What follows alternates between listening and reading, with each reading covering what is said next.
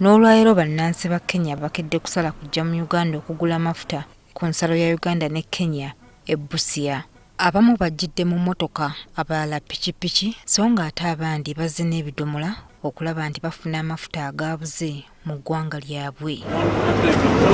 Eriyo n'abavudde mu bifo ebyewala kilomita 7 mu gwanga lya Kenya nga Bungoma, Kakamega ne Kisumu. We bukeeredde ng'ebbeeyi y'amafuta mu Kenya erinnye okuva ku siringi 128 mu zaawana 1004 okudda ku 23 mu zaawana 65 mpaka ku mutwalo. Tumetembea kutoka Kakamega mpaka hapa kuna mafuta, sasa imebidi tuingie Uganda tutafute mafuta Uganda. Magari sahi, gari kama Bungoma line tunascount sahi nimeona zimekuja Uganda kunywa mafuta. Na ni gari za barabara. Kote ina ni ngapi? Shilingi 200 ya Kenya. Mafuta shilingi 200. Sasa kama tunaweza nunua kitu shilingi 200 itakusaidia na mnaga na utabeba nani?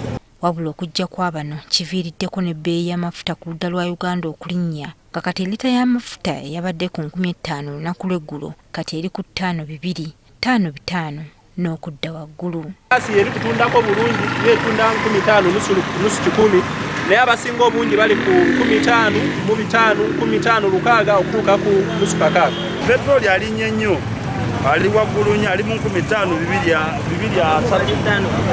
Kati tubalanga ali mu 5,500 olw'ensonga nti ogenda okutuuka ku pampu bano be bakubalira wano eriri ebibeera birala. Abamu ku baddukanya amasundiro g'amafuta balumiriza n'abagatuuse Busia okugakweka nga nakyo kiviiriddeko ebbeeyi okulinnya. Kino kitese n'amasundiro agamu nga tegalina mafuta. Kati batunda ku price eri ey'okupampu gye batundiraako. So kati okugula amafuta within Busia kizibu. Olina ogenda Gwanga oba Jinja okufuna mafuta. Wadde embeera ekalubye, ono agamba nti tebasobola kumma bannakenya mafuta.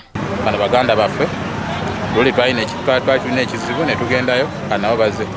Wabula Bannayuganda baagala gavumenti ejje etaasa embeera.